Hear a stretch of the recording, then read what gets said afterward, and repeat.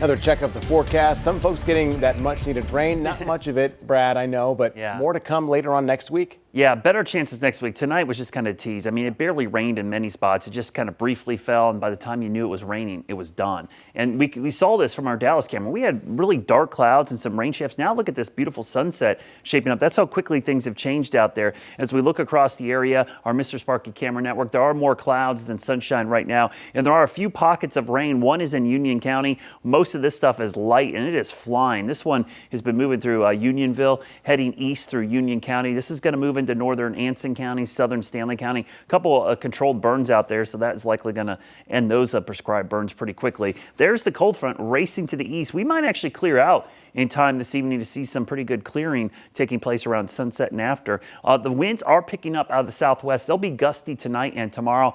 We'll see temperatures tonight only fall down to maybe 50 degrees, but some upper 40s in a few spots. And tomorrow with full sunshine, a breezy day. West winds could gust as high as 25 and temperatures in the low 70s. That's going to lead to a high fire danger tomorrow because obviously we didn't get much rain today. So we've got gusty winds, very low humidity, and obviously the dry fuels, which are now the falling leaves and the dormant vegetation, and the fact that we're in a drought. This is all going to lead to fire danger issues. Now, hoping the front moves quickly, so if you get a chance tonight, you can go check out Comet Lemon. Don't worry, it's visible every night with binoculars, telescope, or a camera through the beginning of November, though the next week or so is going to be the best views. Western sky, about an hour and a half after sunset, so think close to 8 o'clock or so is a good time. You do need some help, though. You can't see it with the naked eye. You're not going to go out there and just see it. You need to use your phone, or you're going to use binoculars or a telescope.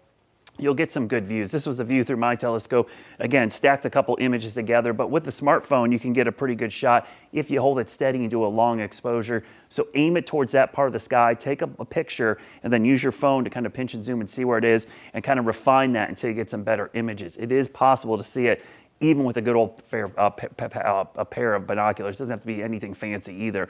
Tonight, we will clear out. Tomorrow will be clear, so you'll get several opportunities this week to see the comet if you get a chance. You see how quickly things could clear out this evening, so don't be surprised. You got to do it early because it sets below the horizon pretty quickly after sunset, so you can't wait till later tonight when skies clear completely. It's that sweet spot of about an hour and a half after sunset each night this week going into the weekend. Rain chances are minimal, though, after today's tiny rain chances, but you see the rain next week, that's what could be heading your way next Monday, Tuesday, Wednesday. But for the next 5 days, don't look for much rain. Now, down in the tropics, we'll keep an eye on Melissa, but it's not going to move anywhere. It's kind of staying down there. If anything, it's going to linger for about 5 days before it recurves out to sea. Our weekend forecast, cooler weather is moving in for the rest of the week. So we're looking at highs more in the 60s, morning lows in the 40s. And you're probably saying, that's pretty chilly. But guess what? That's getting close to average for this time of the year. Here's your look at your Jerry Hunt Supercenter 7-day forecast.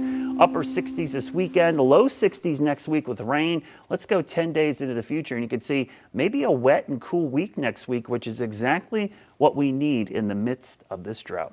Certainly so. All right, Brad, thanks for that extended look as well.